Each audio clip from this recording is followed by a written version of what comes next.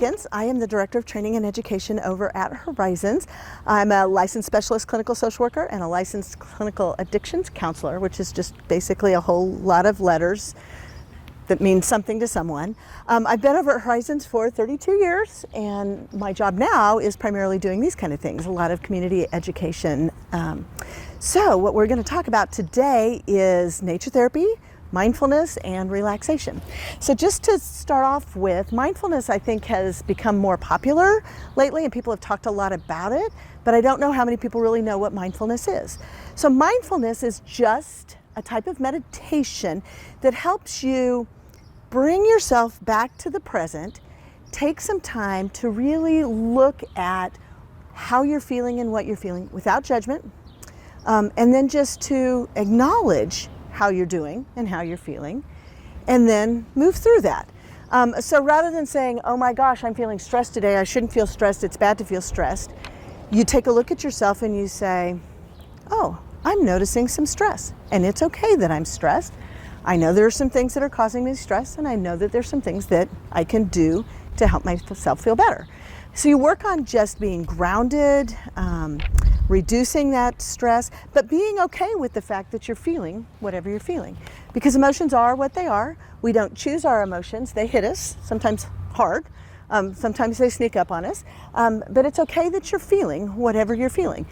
You just then need to choose activities or actions or behaviors that then help you address whatever it is you're feeling. So let's talk a little bit about, since we're outside, the benefits of nature. There's been a lot of research done on the benefits of sunlight and of nature. There's been some studies that have shown that if you'll spend a couple of hours outside, or if you'll spend just some time outside, that the amount of serotonin in your body, and of course serotonin is the chemical that regulates our moods, outside the sunlight will actually increase your levels of serotonin. So just by being outside in the sunlight, you can actually reduce your depression, reduce anxiety, and begin to feel better. Now the studies have also said that it's not a cumulative effect, so you can't go spend 12 hours outside on Monday and then expect to still feel better by Thursday and Friday. You need to do it every day. But if you'll just go outside, spend a little time outside in the fresh air and the sunlight, you'll begin to notice almost instantly actually, that your levels of depression have improved.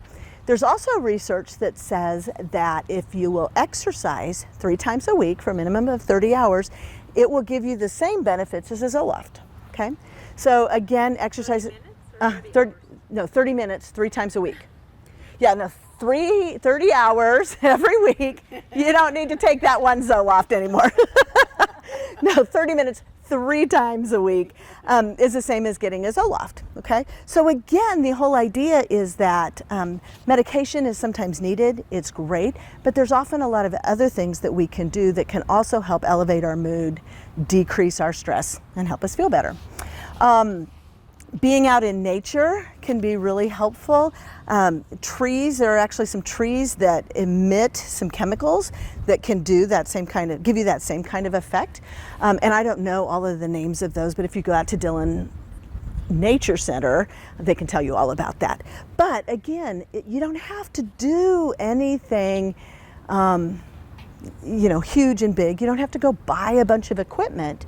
All you have to do is go out, get in the sunlight, get in the nature, and those very activities can be helpful. Okay, so let me talk a little bit about relaxation and some of the different things that you can do that can help you with relaxation. So if you'll notice on your sheet, I've given you several different breathing techniques, and with each there is a YouTube link. So you can actually go onto YouTube and you can follow along on the YouTube video if you want more. It sounds kind of silly that I would tell you that there's breathing techniques or that you would have to practice how to breathe, but when we get stressed, one of the things that happens is we stop breathing like we should be breathing. So our breathing becomes a lot more shallow, it's a lot more focused up in here rather than in your whole abdomen. So one of the things that we often tell people that are struggling with stress and anxiety is to practice breathing. And when we talk about practicing breathing, one of the first things that I always start with people is just to have them visualize breathing in and breathing out. I have them put their hands right here on their abdomen, And then visualize the air coming in your nose, going all the way down. You actually feel your abdomen expand. And then when you exhale, you're going to push that air back out through your mouth. Okay? So visualize the air coming in through your nose, all the way down, and then being pushed back out through your mouth. So I'm going to have you guys all try that right now. Get comfortable in your chair. Sit up straight so that you're not slouchy. Lower your shoulders so that you have a neck again. Because that's the other thing that often happens when we get stressed. We kind of lose our neck, at least I do. I'll walk around going, how come my head hurts? Oh, it's because I don't have a neck anymore, okay? So lower your shoulders, sit up straight, put your hand on your abdomen. You can close your eyes, leave them open for this, it doesn't matter. But what I want you to do is breathe in through your nose and visualize that air going in through your nose, all the way down, fill up your abdomen, and now push it out, and visualize that breath coming back out your mouth. Okay, do that one more time. In through your nose and back out. Okay, good. So now let me teach you some other techniques that can help you with that visualization. So sometimes it's really helpful if you do things with your hands just to help you keep in mind what you're doing when you're trying to breathe. Okay, so the first one is called box breathing. So what you're going to do is take your pointer finger and you're just going to make a box. Okay. So what you're going to do is you're going to breathe in, 2, 3, 4, and then you're going to hold it, 2, 3, 4. Then you're going to exhale, 2, 3, 4, and then hold, 2, 3, 4. Okay, so now let's do that with breathing. So here's what you're going to do. You're going to breathe in, hold, now push it out. And hold.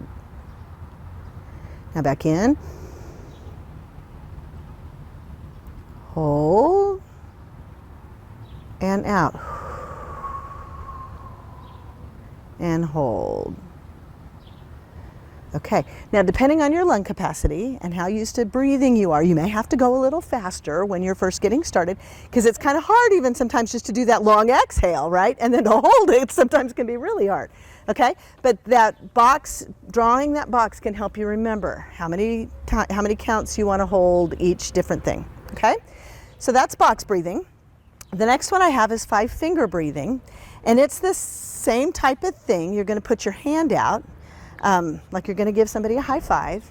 Put your other finger right here at your thumb, and you'll inhale, exhale, inhale, exhale, inhale, exhale, inhale, exhale, inhale, and exhale. Okay, so by doing that, just even those 5 breaths, you should feel some of that anxiety, some of that stress, tension leave as you begin to relax more. Okay, the next technique I have is called the 5, 4, 3, 2, 1. This one can be really, really helpful if you notice that you're starting to feel anxious about something, that your thoughts are kind of racing. We, as humans, have a tendency to kind of worry about what's going to happen tomorrow and think about what happened yesterday and forget about, right, what's going on right today. So this technique helps you get grounded, helps you bring your focus back to what's happening right now. Because we can't do anything about tomorrow. Yesterday's already gone, right? Can't do anything about that. All we can do is pay attention to what we've got going on right now, okay?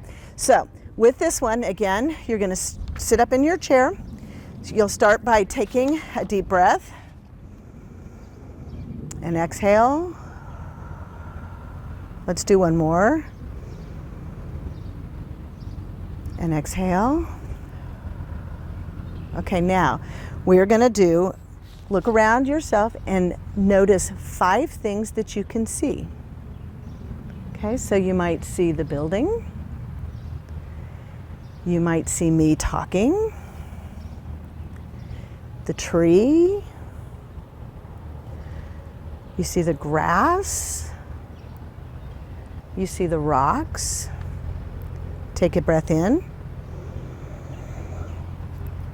And now out.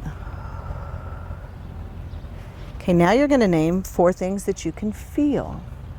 So you feel the hard chair. You feel the breeze blowing. You feel the sun. You feel the cotton of your shirt. Okay, now take a deep breath in and out. Now we're going to list 3 things that you can hear.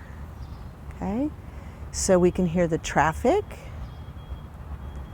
the bird, and the beeping of the truck backing up, right? Now take another deep breath in and out. Now we're going to list 2 things that we can smell. Okay, so we can smell the flowers. We can smell our perfume. Take a breath in and out. And now we're going to list 1 thing that we feel. Okay, so you might be feeling calm or sad or joy. Okay, then take another deep breath in and out. And do one last one in and out. Okay, so that's 5, 4, 3, 2, 1. We do that in an attempt, like I said, to just get yourself re-grounded and refocused about what's here and what's now. Now, sometimes instead of doing the 1 thing that you can feel, I tell people to do 1 positive thing about themselves. Okay? Especially if people are feeling really, really overwhelmed and really stressed, maybe down on themselves, that saying 1 positive thing about themselves can be really a nice way to end that and remind you that not everything is bad or rough or whatever. Okay, so that's 5, 4, 3, 2, 1. Now the next column, I've got 3 different mini relaxation techniques. The first one just takes a minute, and I actually call this my red stoplight relaxation. When you get stopped at your next red stoplight, instead of being frustrated and angry that you got stopped yet again, right? Because those lights are paying attention to me and they're turning red every time I get there. So instead of feeling frustrated by it, you can use it as an opportunity to practice some relaxation. Okay, so here's what you do on this one. You can place your hand on your stomach, okay, where you can begin to feel your abdomen go up and down as you're breathing. Then you're going to start breathing slowly. So you're going to breathe in and pause for 3, and then exhale and pause for 3. Okay, you're going to breathe in and out. Okay, now we're going to add 1 more thing to it. As you breathe in, you're going to say the words, I am. And as you exhale, say, at peace. At peace. I am at peace. I am at peace. Okay, so it takes just a minute. Okay, great thing to do when you're stopped at that red light. Now, if you've got 2 minutes, here's a different one. We're going to have you just count down slowly from 10 down to 0. So with each breath, as you inhale, you're going to say the number and then exhale. So starting at 10, you're going to go 10, 9, 8, 7, 6,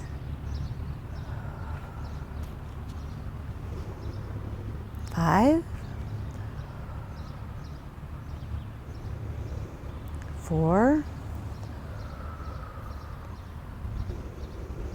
3, 2, 1. And I say, especially for people that work with people, this is a great one to do in between your appointments or in between your people. Gives you a minute to decompress from the person you just saw and get relaxed before you go jump into your next person. Again, doesn't take very long, but it's especially helpful if you've been with a lot of compliance people who aren't complying, right? And you know that next one hadn't complied either. you can breathe, and it gives you a minute to let go of the past one and get prepared then for the next one. Okay, then if you have 3 minutes, here's one you can do. Okay, so sit down. First of all, just check yourself for tension. Are you holding on to tension anywhere? I tend to hold mine up here. Okay, again, I lose my neck. Okay, so relax your shoulders, check your body for tension, and then start breathing. Okay, then you want to relax your face. Just let your jaw kind of hang open, so that your face and everything is relaxed. Okay, keep breathing. Now let your shoulders drop. Make sure they're nice and relaxed, that they're loose. Take another breath. Now feel your thighs. Their thighs are getting heavier. They're beginning to kind of sag into your chair. Take another breath. Now focus on your whole leg.